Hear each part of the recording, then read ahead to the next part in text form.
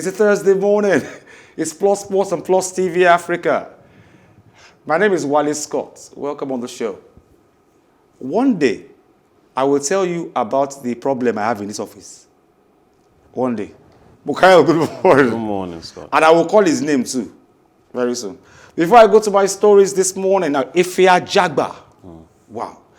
His boxing prowess will be put to test again on the 24th of July at the T-Mobile Arena, Las Vegas, in Nevada, United States, as he continues his impressive start to a professional boxing career since he dumped the headgear and moved to the professional rank after the 2016 Olympics. Jagba has raked up 15 victories, no defeats, with 12 of them coming via knockout. This guy was interviewed and the guy said, why do you hit people so hard and fight so hard? He said he was poor in Nigeria and he has a phobia for poverty. He never wants to be poor again. That's why he fights that hard. Well, I think we understand that people who have been through the wars of poverty, whose society has hit them hard, always when they rise up, in the ability to rise up and overcome the challenges that they face in life requires them to hit twice as hard as life hits them.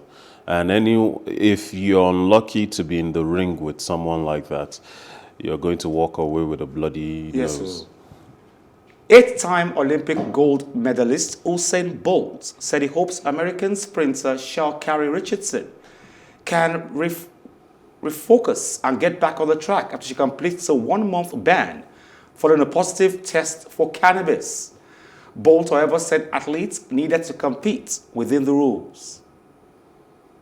For me, I've explained to people, because a lot of people have come up to me and asked me about this, and I've always explained to people that the rules are the rules. I've been saying this throughout my years when it comes to drugs. I have nothing to say about the rules are the rules, you understand? If they say if you do this and this is the rule, that is the rule, you understand? So for me, hopefully she can learn from this and just push on. I know that she has gone through a lot, you understand? But I hope she can refocus and just push on and do her best, because she's like a really talented athlete. I guess Bolt has said it all. The rules are rules. And it's the Olympics, you are an athlete. I remember vividly, every time I say it now, people laugh. I don't know why they laugh, though, because I was serious then. I won't call her name. A Nigerian athlete used a particular banned substance.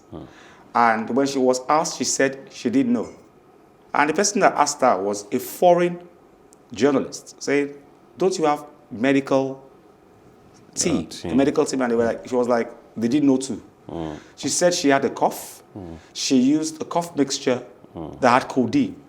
And none of them, not even the medical experts, knew that codeine was a banned substance. I am not a medical person. I know codeine is a banned substance. Yeah, even in the general society, codeine is banned. However, in that kind of situation, codeine makes you slower. An athlete doesn't need to be slower. They need to be faster, more precise. One thing I like about this story, even Sha'Carri has come out and apologized. And she's willing to serve her ban and do better. That's what you expect from the athletes. That's what you expect from any professional who submits to the rules of any profession that they choose to perform in. However, those of us who are on the outside looking in are the ones who have to be their champions. And I think that while we should tone down the rhetoric about whether cannabis or codeine is something that should be banned in society or not. As for the realm of sports, the drugs that are banned are typically banned because they enhance performance. When a drug does not do that, it doesn't need to be banned by sports. Now, as for in general society, those are laws, and laws are oftentimes dictated by politics.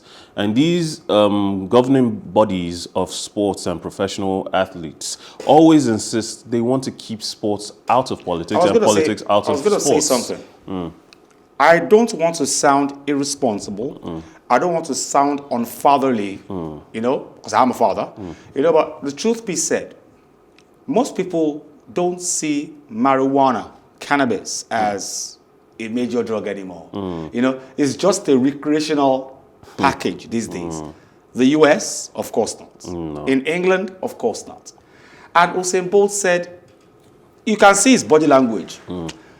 She's smoking boy, but the rules are the rules. You know, so he's like saying that. Well, what did she do, Zev? But well, I mean, I don't want to dwell too much on drug use. What should be banned? What should be legal or not?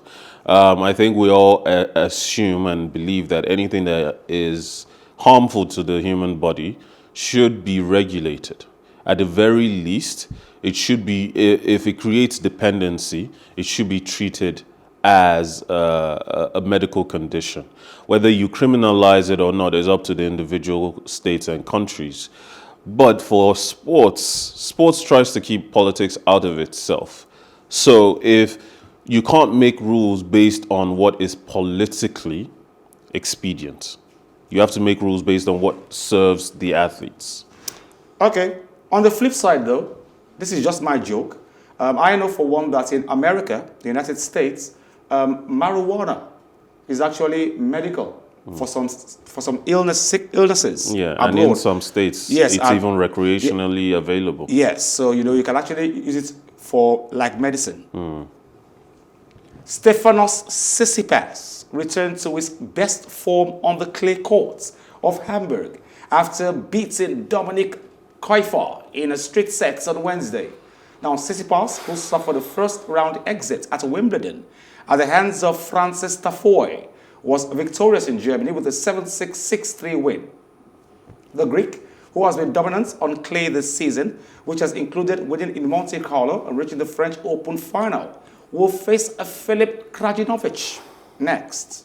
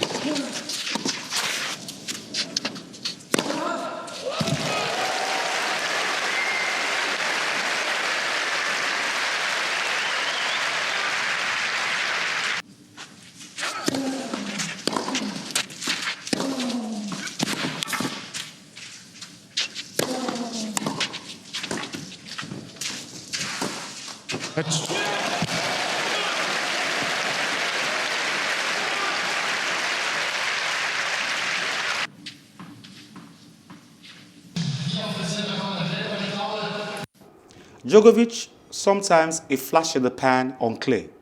It's always been King Nadal on clay. But Tsitsipas has consistently shown he has potentials on clay. Always. Maybe it's because he's a Spaniard. These Spaniards, I mean, clay is the official I think court. most Spanish tennis players tend to actually start tennis on clay. Yeah. And the majors in Spain is clay. So officially, their clay is home soil for them.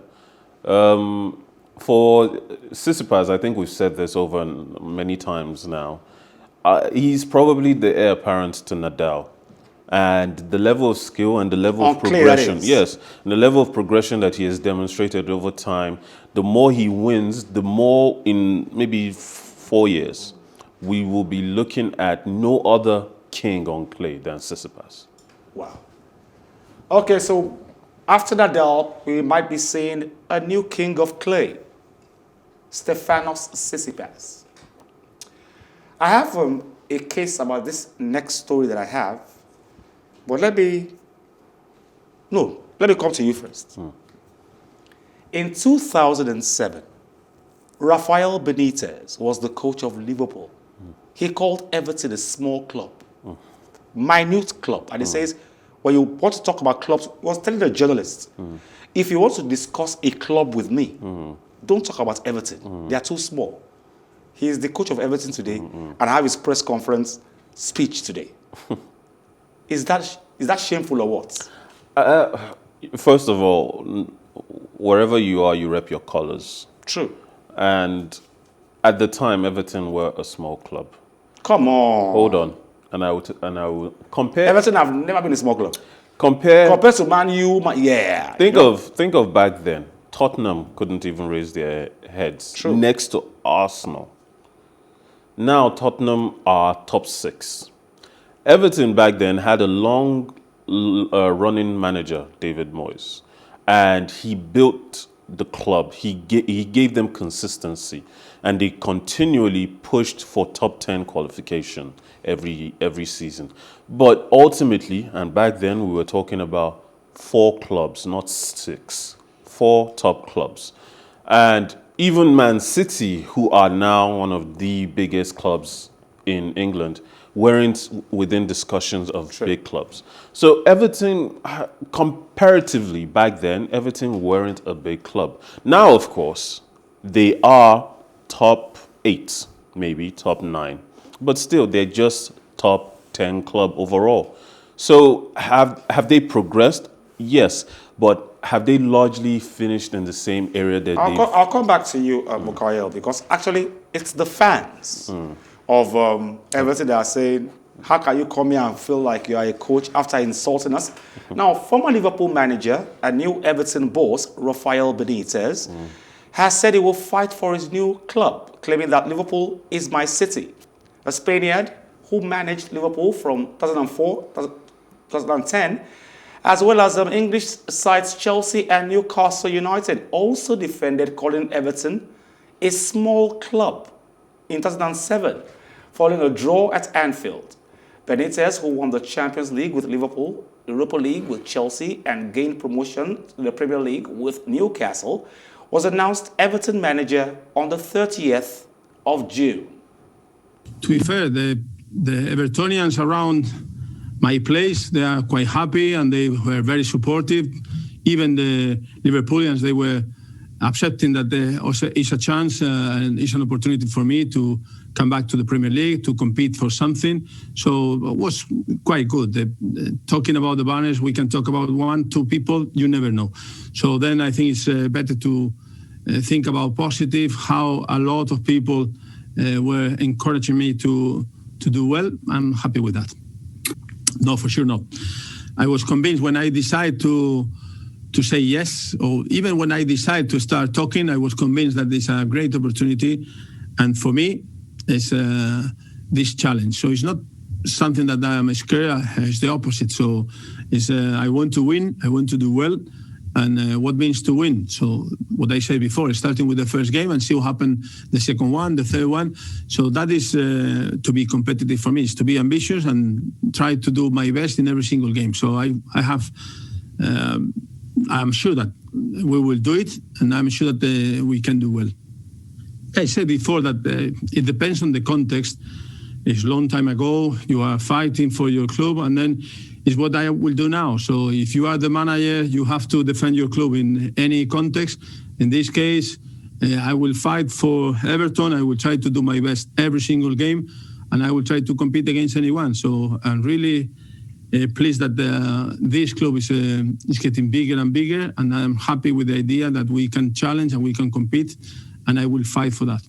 I can see in Liverpool. Liverpool is my city. We have very good connections in the red side, in the blue side, and now obviously a lot of people in the blue side, they will be pleased if I am successful. So I don't see a big issue. I think that the fans appreciate that we will be here working really hard for the team, for the club, and then if we can do well, nobody will be talking about that, what happened in the past. So I'm thinking about the future. I know that they want me to be successful, and I am sure that we can do it. Yeah, that is football, and football is quite emotional. So everybody will have their own opinions. But the only thing that I can say is that what I said before in some of the questions is just that I will fight for my team like I did in every place that I was working. And then for me, it's a challenge. For me, it's a great opportunity to do well in the Premier League and to show everyone that we can compete, we can do well, and I will be the first one to be there, pushing and pushing to be sure that we can get what we want, that is 3 points in any game, or maybe go as far as we can in the cup competitions.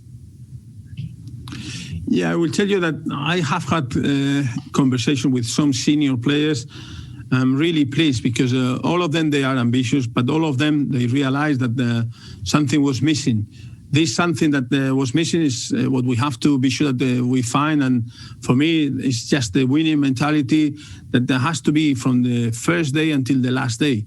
So normally, if you win trophies, if you compete for something, it's at the end of the season, and it's when you have to be stronger. We have experience doing that, and I am confident that we will do it. And the mentality, the conversation with these senior players has been more or less in this direction. So they want to do well.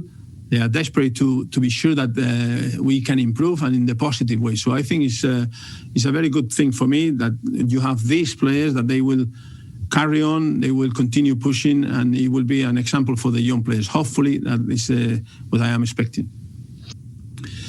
We really don't talk. I am sure that your friends will be asking me about players, this one, the other one. I think it's important now to talk about the team, the ideas, more than individuals. So everybody has to keep training, do their jobs, and we will continue looking for the best options for improving the team. But we expect to don't talk about the individuals, but it's not fair for the other players. Let's leave the fact that Rafael Benitez once dissed Everton. But he says he's met a few of their players. They are very ambitious. They want to do well. But how well can he do with Everton, and what players does he have? At this point, Benitez is a mercenary manager. And I don't think, since he left Liverpool, I haven't really liked his tactical setup at all the clubs he has been. I didn't want him at Chelsea, but that didn't stop him from coming. A lot of Everton fans don't want him at Everton, but that hasn't stopped him. Now, on the players, honestly, I feel like Everton are still a long way off from competing to be in Europe. Not when the likes of Tottenham still have a talismanic player like Harry Kane. Teams like Aston Villa and West Ham are doing so incredibly well. And if Southampton can shake off the rut of the second half of last season, they could also compete for one of the places in top 8, top 7. So Everton is facing a lot of competition, and beyond their first team, I don't see a lot of room in regards to players that can come off the bench and change a game dynamically and give them an opportunity to go far in the season, maybe even compete in Europe at the end of the season. So I don't know how far they can go. And with his specific tactics, because sometimes it often seems like it's slow, it's defensive, it's lacking imagination. What can you really do with that, in addition to the limited quality players available at Everton? Now, Italy goalkeeper Gianluigi Gigi Donnarumma has joined Paris Saint-Germain on a 5-year deal after leaving Serie A club AC Milan on a free transfer. The French Le Championnat side said on Wednesday. Now, Donnarumma, who was crowned Euro 2020 Player of the Tournament after Italy's victory over England in the final, helped Milan finish second in Serie A last season to secure Champions League qualification for the first time since 2003-2004. Now, during his 6 seasons in Serie A, 22-year-old made 205 league appearances while becoming the youngest goalkeeper in Italian national team history at the age of 17 years and 189 days during a game against France in September 2006. Now, Paris Saint-Germain have been busy this summer in the transfer market, having already brought in veteran Spanish defender Sergio Ramos on a free transfer after he left Real Madrid along with the capture of fullback Achraf Hakimi from Inter Milan. AC Milan lost their grip. They held on to him for so long, the fans didn't let him go, he's gone. PSG have been incredibly lucky to get a player, a goalkeeper as good as Donnarumma.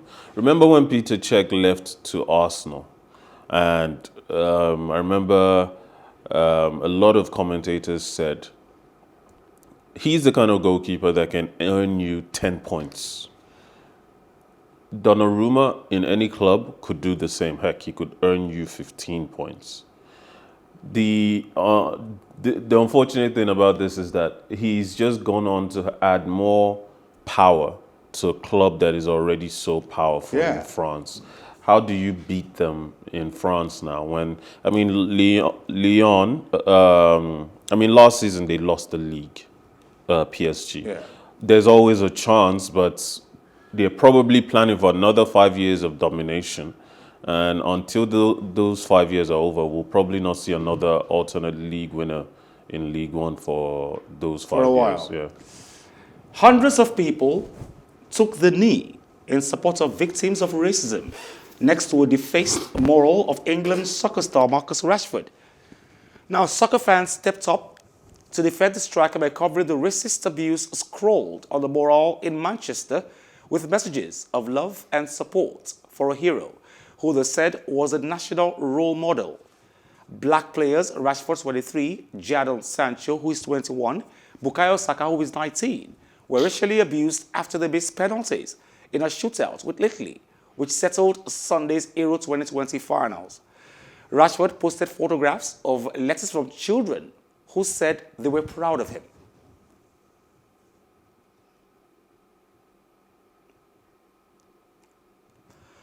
Okay, now, racism again. People went behind in the midnight to deface Rashford's photograph, but he came out with letters with children saying, we're proud of you, despite all, you know? Little children. I love this story because it must annoy the heck out of these defacers, these racists, because what they fail to realize is that there are more of tolerant people than the intolerant. There will always be more tolerant people than the intolerant because we all have to live in this world. We all have to coexist. And the reason we form societies is to protect ourselves individually from the excesses and the intolerances of certain elements within society. And when you set a standard of behavior, of role model level behavior like Rashford has done, one day we might be looking back and Rashford might be vying for political office, maybe, after he is retired from football. That's the level of support he's garnering right now as a player. One day, and the players like him, we usually don't talk about players, football players, maybe one day becoming politicians in countries like England, because those kinds of things happen in countries like in African countries like Salah in Egypt. If that was the case, Beckham would have been.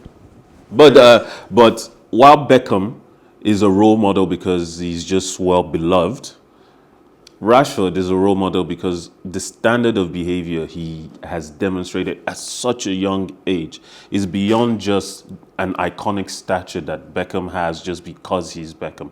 Beckham became an icon because of the way he plays, the way he looks, and he represented that good old-fashioned English guy. boy. Yeah, that's it. But he goes against the grain. Okay. That's all we can take on the show today. Well, sometimes good things make you better. Sometimes bad things make you better. Rashford is gaining massive support in England based on racism. Wow. Thank you very much, Mukhail Tinubu. Always a pleasure. Join us same time tomorrow, same station on Plus Sports, Plus TV Africa. My name is Wale Scott. Like I always advise you at the end of every show, if not for anything, at least for your heart, do some sports.